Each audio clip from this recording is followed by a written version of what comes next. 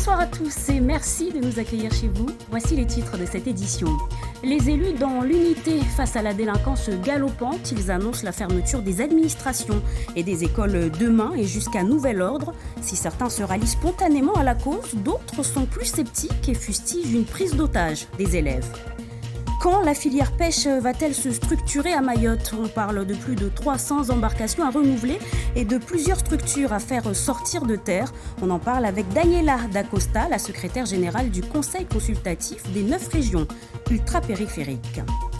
Il va falloir encore attendre pour voir d'autres compagnies se poser à Mayotte et profiter de tarifs plus attractifs. Le chantier de la piste longue est repoussé pour laisser place à de nouvelles études. Parmi les raisons avancées, l'apparition du volcan sous-marin. J-1 avant la journée île morte initiée par les élus locaux face au ras-le-bol de la violence et à l'inaction de l'État. Ce matin encore, Dzoumogné a été le théâtre de violences, des violences à répétition qui ont conduit les politiques à décréter que cette journée île morte sera prolongée tant que nécessaire. Mais alors, qui va suivre? À quoi devez-vous vous attendre? Réponse avec Abal Kassim Aben et Fahar Housseni. Si tous les maires suivent le mot d'ordre de la réunion de mardi, aucun service municipal ou d'intercommunalité ne devrait fonctionner à partir de jeudi. Le conseil départemental a de son côté pris des décisions. On va fermer toutes les administrations du conseil départemental, excepté la STM, qui doit quand même assurer un service minimum. Et puis, donc, il y aura une barge toutes les heures, que ce soit à Mamoudzou ou à Dzaoudzi. Et puis, au niveau du transport scolaire, bien évidemment, on ne va pas laisser les enfants aller à l'école, c'est-à-dire au collège et au lycée. Donc, on a demandé à Transdev d'arrêter les bus. Les bus ne circuleront pas demain. Une journée qui ne fait pas l'unanimité. L'esprit a besoin qu'on l'alimente. Donc, j'espère qu'ils vont revenir sur leur décision. Moi, je leur propose plutôt de ne pas répondre à des invitations qui leur seront déclinées par les services de l'État. Ça, au moins, ils manifesteront leur mécontentement, mais ne pas fermer l'école. La crainte de cette journée île morte, c'est d'enclencher une nouvelle grève générale sur le territoire qui va pénaliser les entreprises du territoire, les élèves et surtout donner une mauvaise image du territoire alors qu'on essaie de vendre le territoire à l'international. En revanche, pour le collectif issu du mouvement de 2018, il faut profiter de cette opportunité. Nous avons voulu profiter de la journée morte parce que les élus ont pris cette décision.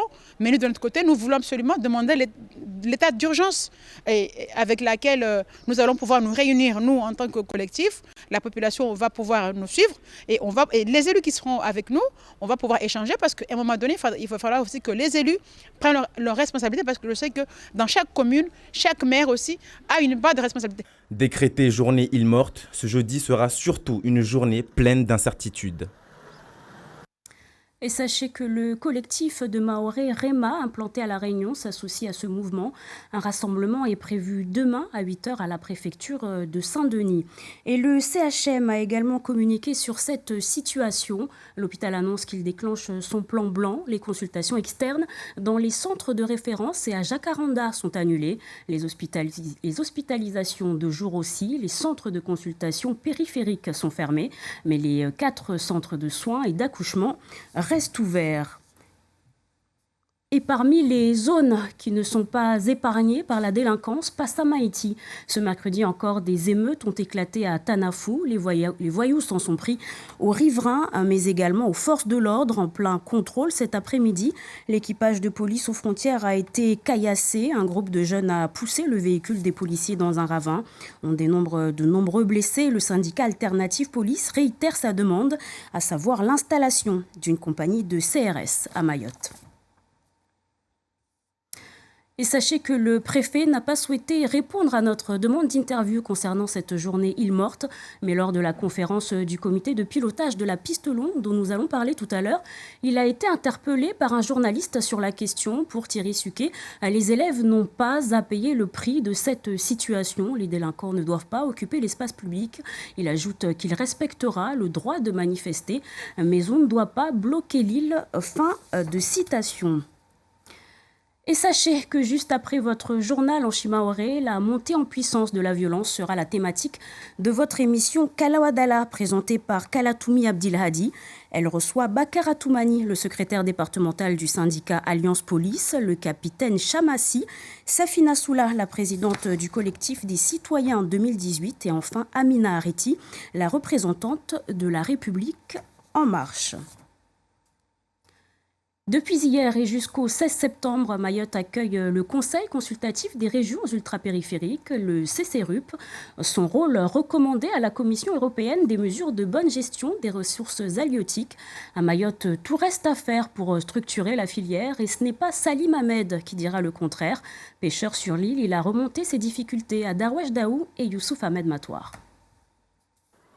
Salim Ahmed est un pêcheur aguerri. Ce père de famille, bientôt la soixantaine, embrasse la filière depuis 2004. Mais son amour et sa passion pour ce qu'on appelle dans le jargon la vie au large est parsemé d'embûches au quotidien dans l'île au lagon. Lorsque nous revenons de la pêche et voyons notre reprise jetée à la mer par les gendarmes maritimes, c'est comme si je prends un coup de couteau dans le ventre. Et pourtant, nous respectons la réglementation, par exemple, ne pas pêcher les petits poissons. Professionnel reconnu, Salim Ahmed souffre surtout des mauvaises conditions matérielles auxquelles sont confrontés les pêcheurs mahorais dans l'exercice de leurs fonctions. Les barques que nous utilisons actuellement ne posent pas de problème et pourtant, ils nous empêchent souvent ce type d'embarcation, alors qu'ils donnent d'autres bateaux appropriés. Autre élément très éprouvant qui plonge cet enfant des îles dans des eaux troubles dans sa vie de pêcheur, le manque de structures fiables à l'embarcadère pour assurer les sorties en mer. Vous voyez, à la marée basse comme maintenant, c'est une vraie galère. Nos barques restent au large. Nous sommes obligés de tout porter sur nous. Le moteur, le poisson, les nourrices des carburants. C'est insupportable. Le vœu de Salim Ahmed pour une meilleure viabilisation de son métier semble trouver une réponse favorable. Le département, par le biais de la communauté d'agglomération d'Embeni Mamoudzou, vient de lancer un projet d'une DARS qui devrait voir le jour dans les 3 années à venir à Mtsapéré. Et pour en parler, je vous le disais, en titre, on reçoit Daniela Dacosta, la secrétaire générale du Conseil consultatif des régions ultrapériphériques. Bonsoir, merci d'être avec nous. Bonsoir, merci à nous. Alors à Mayotte, le plus gros problème reste l'incapacité pour les pêcheurs locaux de fournir des données sur la prise annuelle pour renouveler leur flotte. Je l'ai dit tout à l'heure, le rôle de la CCRUP est d'apporter des avis à la Commission européenne. Est-ce que les choses vont changer pour ces pêcheurs? Parce que ce problème persiste et on imagine que le Conseil les a remontés, ces problèmes. Oui, c'est un gros problème pour les pêcheurs de Mayotte. Nous le connaissons, nous le avons vu aujourd'hui, tous les membres du Conseil consultatif qui sont ici, de l'Europe, les autres régions, de Portugal, de France, d'Espagne, nous avons écouté tous les pêcheurs que nous avons rencontrés. Et le problème, c'est la faute de données que la Commission demande pour être certaine, qu'il peut donner un nouvel bateau à le pêcheur et qu'ils ne vont, par exemple, pêcher plus. Nous savons que ce n'est pas la vision de Mayotte. Il pêche bien, il conserve ses pêches, il conserve ses biodiversités, mais il faut qu'il manque de données. Mais nous savons aussi que la Commission européenne est en train de faire essayer une exception pour cette région et aider avec le renouvellement de la flotte, mais il nécessite plus de données qui seront trouvées par les organisations scientifiques dans le terrain. Et que fait le Conseil de toutes ces recommandations-là que vous font les pêcheurs? C'est quoi la suite pour eux? Donc, le pêcheur, il envoie à moi ces problèmes, cette opportunité, cette question pour rapporter à la Commission européenne et à l'État membre, en ce cas de Mayotte à France. Nous donne des recommandations à France aussi. Et nous, tous joints, tous les membres, nous aident à recommander sur ces questions et à trouver des solutions et nous aident Mayotte à nous renforcer la demande de Mayotte. Et quelles sont les autres difficultés que vous ont remontées les pêcheurs là, durant vos visites? Il faut qu'ils se sentent un petit peu négligés par l'État membre.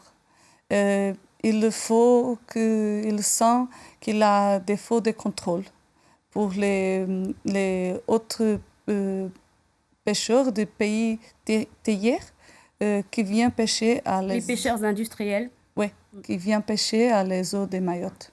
Et comment va s'articuler le reste de votre séjour? Là, vous restez jusqu'au 16. Comment vont se passer les prochains jours? Oui. Ces 2 premiers jours, nous aurons notre assemblée générale avec des présentations et avec une assemblée générale normale d'une organisation et avec des visites au terrain pour connaître votre réalité. C'est la plus grande volonté de notre part, c'est de connaître toute la réalité au terrain de tous notre pêcheurs, parce que nous représentons les pêcheurs de toutes les régions ultra-périphériques. Et après, nous avons des groupes de travail spécifiques pour les pélagiques, pour les bétiques et des merceaux, pour la pêche illégale et aussi pour... Daniela Dacosta d'avoir été avec nous et merci surtout pour l'effort que vous avez fait en français. Merci. La piste longue maintenant, le projet impatiemment attendu avance, mais de manière très laborieuse. La fin des travaux est annoncée pour 2026. Les délais sont de nouveau rallongés à cause de la complexité du chantier. À peine les études de faisabilité achevées que d'autres études sont déjà en perspective. Plus de précision avec Chafanti, Ali Bako et Jaidi Maolita. Le choix de la piste convergente acté, que d'autres études doivent commencer. En 2023, elles concerneront l'acheminement des matériaux et les risques naturels. Il y a des contraintes supplémentaires qui sont liées notamment au niveau volcan, qui imposent des protections très importantes et surtout des protections qu'il faut préfabriquer, qu'on ne trouve pas à l'état naturel ici à Mayotte. Donc il faut les préfabriquer, ça veut dire qu'il faut tout de suite, dès le début du chantier, avoir toutes ces installations portuaires nouvelles pour acheminer des matériaux qui vont venir de grandes terres sur des sites bien identifiés et pour préfabriquer les éléments de protection. Donc l'étude qu'on va mener en 2023, c'est sur ces nouvelles installations portuaires. De nouvelles installations portuaires situées à Ajangwa et Fouracho et la création de nouvelles routes de déviation sont en perspective. La complexité du chantier bouscule une nouvelle fois le calendrier. Au niveau des délais, c'est les études complémentaires en 2023, la préparation des DUP et des enquêtes publiques en 2024, une enquête publique en 2025 et un démarrage des chantiers fin 2025, début 2026. Une autre étude est menée en parallèle pour justifier la pertinence de construire la piste longue en petite terre. Elle serait indispensable pour sécuriser le projet. Cette étude, il faut la faire. Il faut qu'on la fasse de manière sérieuse, poussée. Et donc c'est pour ça que ce site qu'on n'a pas réussi pour le moment à éliminer, il faut qu'on mène des études un peu plus approfondies pour qu'on ait tous les éléments sur ce site et justifier que le site de petite terre, c'est bien le meilleur. Le coût du projet a lui aussi été réévalué. La piste longue pourrait coûter jusqu'à 700 millions d'euros. Et ce n'est pas la piste d'atterrissage de Mayotte qui va empêcher Corsair de faire carton plein. La compagnie a le vent en poupe malgré le contexte d'envolée des prix du carburant. Elle enregistre plus de 33% de réservations pour le mois de septembre. Corsair a donc choisi de déployer son offre, nouveaux avions, recrutement local. Le groupe lorgne à nouveau sur la desserte de Madagascar, Delphine Poudroux et Florence Bouchou. Après avoir mis le cap sur la Réunion il y a 31 ans, Corsair continue de tisser des liens très forts avec les Réunionnais. Pour la compagnie aérienne, deuxième française en 2021 qui dessert principalement l'outre-mer. 2022 restera une année tournée vers l'emploi local. On a 40 jeunes réunionnais qui ont été recrutés, qui seront formés par Corsair pour pouvoir à terme avoir un emploi à La Réunion et basé à La Réunion. Pendant 7 mois, ils seront sur le réseau de La Réunion et pourront rejoindre du coup en mars. Leur formation sera terminée et ils seront les premiers PNC basés de Corsair à La Réunion pour pouvoir ensuite faire des Paris-Réunion, Réunion-Paris et des Réunions-Mayotte. Mais pour Corsair, 2022 marquera aussi le début de son partenariat officiel avec l'événement sportif majeur de l'île, le Grand Raid. La compagnie sera pendant 3 ans le transporteur officiel de cette course emblématique. Aussi, pour mieux répondre à la demande des voyageurs, 2022 restera pour la compagnie aérienne l'année des projets originaux, comme l'ouverture d'agences éphémères un peu partout dans l'île, avec des promotions par saison sur les billets d'avion. Enfin et surtout, pour Corsair, 2022 restera l'année d'un mariage avorté avec Air Austral. La reprise de la compagnie locale devrait être confiée à des investisseurs locaux et non à Corsair, comme l'avait suggéré l'État. Après plus d'1 an de tentatives de rapprochement, les espoirs de coopération entre les 2 compagnies semblent enterrés. Enfin, pour le moment en tout cas. L'actionnaire majoritaire d'Air Austral, la région Réunion, n'a pas voulu de ce rapprochement pour privilégier une solution d'ancrage réunionnais pur. Bon, moi, c'est une décision, 1, que je respecte, 2, j'en prends acte, il n'y aura pas de rapprochement. Maintenant, ce que je dis, c'est que ça ne nous interdit peut-être pas de relancer des coopérations à la commerciale, puisqu'on avait discuté pour les 2 compagnies, ça serait mutuellement bénéfique pour les 2 compagnies. Donc, je tends la perche à la compagnie Air Austral pour relancer les discussions sur ces coopérations commerciales. En attendant ce possible pacte avec Air Austral pour renforcer l'offre régionale, Corsair, qui opère des vols sur Maurice et Mayotte, étudie d'autres possibilités de desserte dans la zone, et notamment à Madagascar. Une note d'espoir pour clôturer cette édition. Mayotte regorge de talent. Ce dimanche, les jeunes handballeuses ont tenté leur chance devant le directeur technique national de la fédération. Une journée de détection qui a eu lieu au sein du gymnase de Cavani. Pascal Bourget est à Mayotte pour la première fois et forcément, les joueuses ont tout donné. Marie Sabina et Jaïdi Maolida. Une défense sans faille, de la persévérance dans leur attaque, ces handballeuses sont à fond dans leur jeu. Pour cette journée de détection, chacune d'elles s'est donné un objectif, se faire remarquer afin de faire partie des élus. Je dirais que je suis une personne très collective qui aime faire jouer les autres, mais aussi j'ai mes côtés tactiques, personnellement. Je trouve qu'aujourd'hui c'est une grande opportunité pour nous les filles qui aimeront aller plus loin dans le handball. L'idée étant de mettre le grappin sur les plus performants, le directeur technique national prévoit également des projets d'avenir pour ces dernières. Nous venons installer un pôle peut-être en septembre 2023 et donc nous allons rencontrer l'ensemble des partenaires pour étudier la faisabilité. Il y a quelques talents déjà qui émergent sur le plateau, de belles qualités athlétiques, de belles qualités de jeu, de l'expression artistique, j'allais dire, sportive, extrêmement intéressante pour nous. Donc, effectivement, peuvent les amener pour les meilleures d'entre elles à intégrer les centres de formation des clubs professionnels et de faire une belle carrière pour celles qui en auront et l'envie et les moyens. Sport aérien, de contact et de stratégie, le handball requiert des qualités athlétiques indéniables et des vertus morales certaines que le directeur technique national avoue avoir repérées parmi ces jeunes handballeurs mahorais. Et c'est ici que s'achève votre édition. Merci pour votre fidélité. Tout de suite, les couleurs du ciel vous sont données par Chefou Abdallah, Frahati Youssouf, toujours aux commandes de la matinale radio, demain à 7h. À 13h, Aurélien Février pour votre journal télévisé de la mi-journée. Quant à nous, on se retrouve ici à 19h. Belle soirée et prenez soin de vous.